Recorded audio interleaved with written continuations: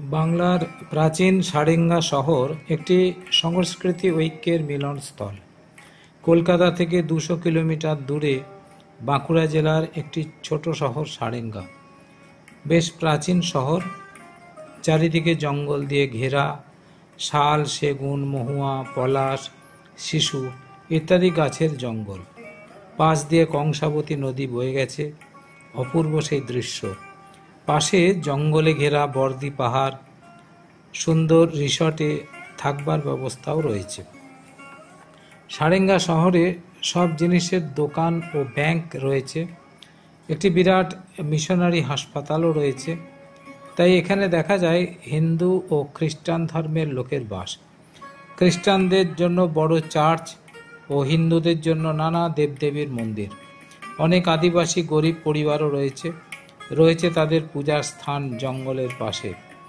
শহরের দুটি পাশে দুটি শ্মশান। একটি শ্মশানে রয়েছে জঙ্গলের কাছে, সেখানে একটি কালী মন্দিরও আছে। শহরের চারিদিকে বড় বড় দিঘি, জলাশয় রয়েছে। এইসব জলাশয়ের নাম বাঁধ, যেমন রাম বাঁধ, দামোদর বাঁধ ইত্যাদি। এই শহরে একটি প্রতিষ্ঠান রয়েছে, সারেঙ্গা শ্রীরামকৃষ্ণ বিবেকানন্দ সোসাইটি।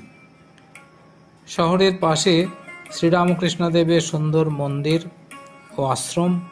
এখানে নানা সেবা কাজের ব্যবস্থা রয়েছে। ছোটদের জন্য একটি সুন্দর স্কুলও রয়েছে।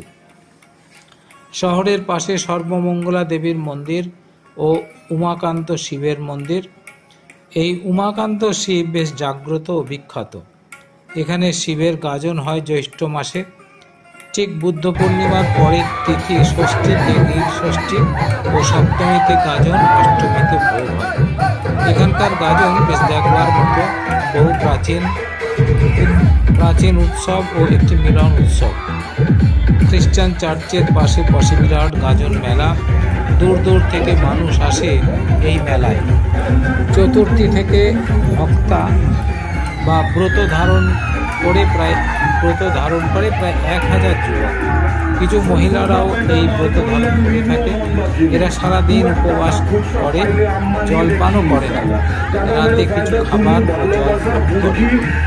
ষষ্ঠীর দিন বিকালে ওই ১,০০০ ভক্তা গান গাইতে গাইতে ও নাচতে নাচতে পাশের শ্মশানে যায় ও প্রত্যেকে একটি করে পোড়া কাঠ তুলে আনবে এবং নাচতে নাচতে এসে উমাকান্ত শিবের মন্দিরের পাশে মাঠে জড়ো করবে।